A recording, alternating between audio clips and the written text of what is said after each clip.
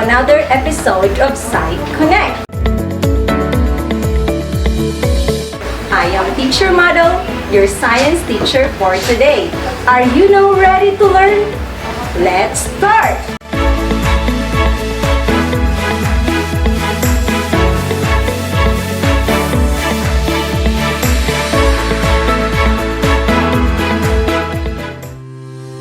Our video lesson for today focuses on conservation of Earth's resources. The most essential learning competency for this episode is cite and explain ways of using Earth's resources sustainably.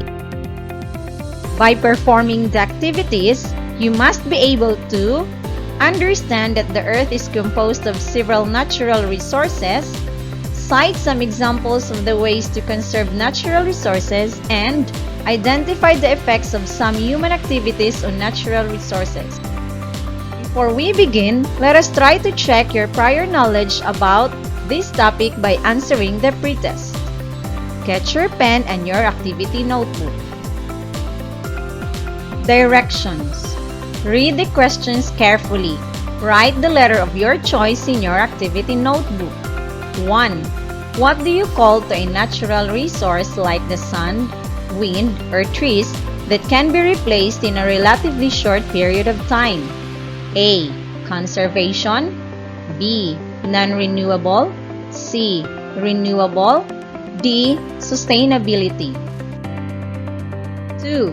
What do you call to a natural resource like fossil fuels, example gasoline and crude oil, that cannot be replaced as it is used or will take million years to replenish? A.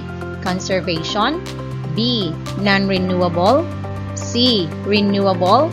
D. Sustainability. 3. What do you call to a process of protecting, preserving, and managing Earth's natural resources? A. Conservation. B. Non-renewable. C. Renewable. D. Sustainability. 4. What are some things you can do to help preserve our environment? A. Leave the refrigerator door open. B. Run the washing machine with one shirt. C. Turn off water, turn off lights, turn off TV when not in use. D. Use air conditioning unit and electric fan together during cold seasons to make the room colder. 5. Which among the following is an example of reusing? A. Using an old soup can as a pencil cap. B. Turning off the water while you brush your teeth. C. Helping start a wildlife reserve in your community. D. Collecting newspaper to take to the recycling center. Good job! You're done answering the pretest. Now, let us proceed to our next task entitled Helpful or Harmful? Directions. Read each description below. Decide if it helps or harms the Earth's natural resources. If it protects our resources, write helpful. If it destroys, then write harmful. Picture number 1. Cutting down a forest to build a new neighborhood. Picture number 2. Using solar energy to power your home. Picture number 3. Leaving the water running when it is not being used. Picture number 4. Throwing trash in the trash can. Picture number 5. Sending factory smoke into the air for all to breathe. Picture number 6. Planting new trees when trees are cut down. Picture number 7. Recycling glass and other paper products. Picture number 8. Leaving the lights on in the house when you leave for school. Very good! Tap your shoulder for accomplishing another task. Keep your energy high for there are more activities to perform. Now, get ready for activity number 1. Directions. Study and analyze the pictures below. Answer the questions that follow. Guide questions. 1. What do the pictures tell us or show? 2. Do you think these human activities affect our environment? Explain your answer. 3. What are you going to do to conserve these resources? 4. Why is it important to conserve natural resources? Don't forget to write your answers in your activity notebook. Now we're done with activity number 1. Let us keep this in mind. The Earth's natural resources include air, water, soil, minerals, plants, and animals. Some of these resources, like small plants, can be replaced quickly after they are used. Others, like large trees, take long time to replace. These are renewable resources. Other resources such as fossil fuels, which include coal, petroleum, natural gas, oil, take million years to replace. These are non-renewable resources. People often waste natural resources. Animals are overhunted. Forests are cleared, exposing land to wind and water damage. Fertile soil is exhausted and lost to erosion because of poor farming practices. Fuel supplies are depleted. Water and air are polluted. Population of human beings has grown enormously in the past 2 centuries.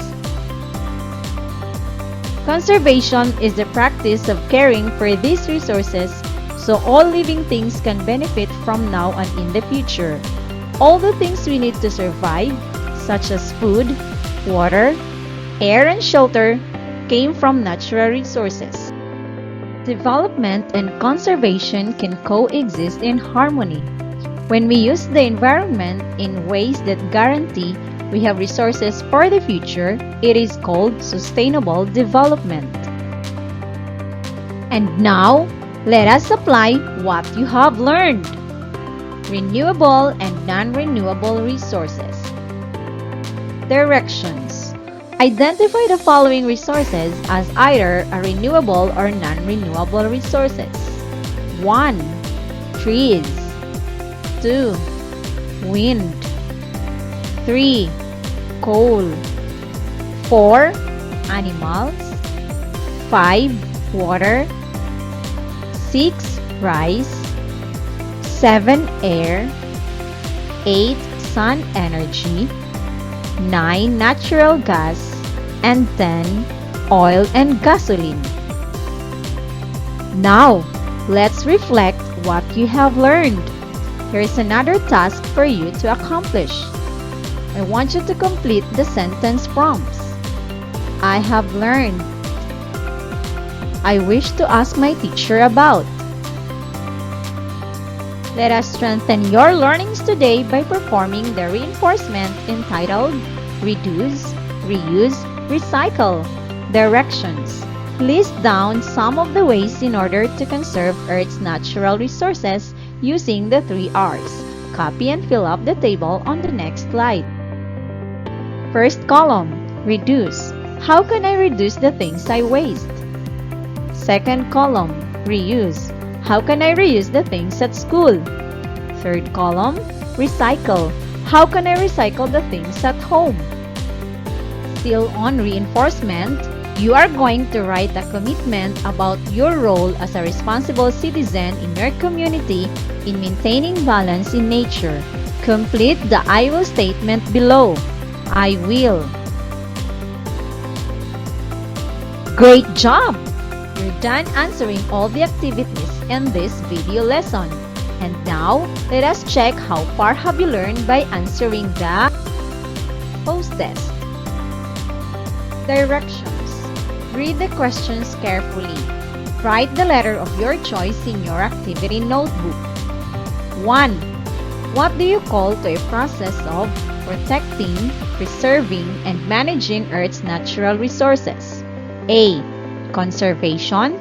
B. Non-renewable. C. Renewable. D. Sustainability. 2.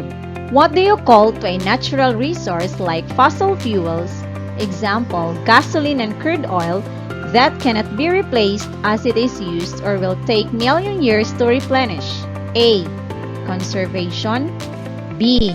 Non-renewable. C. Renewable. D.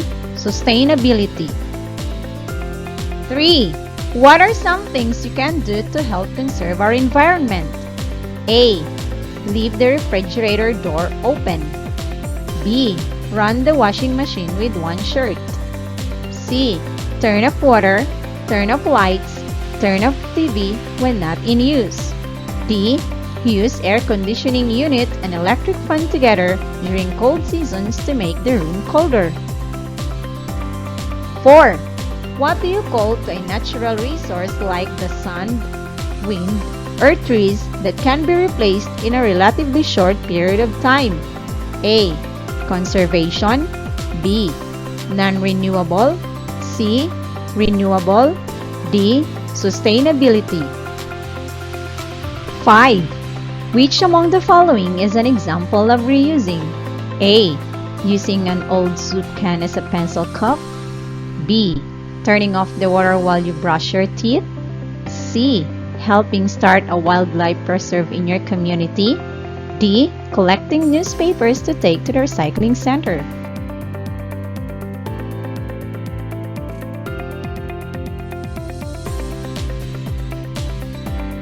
Congratulations, learners, for finishing the video lesson. I hope you enjoyed learning with me today. Remember, learning is fun with Sci-Connect.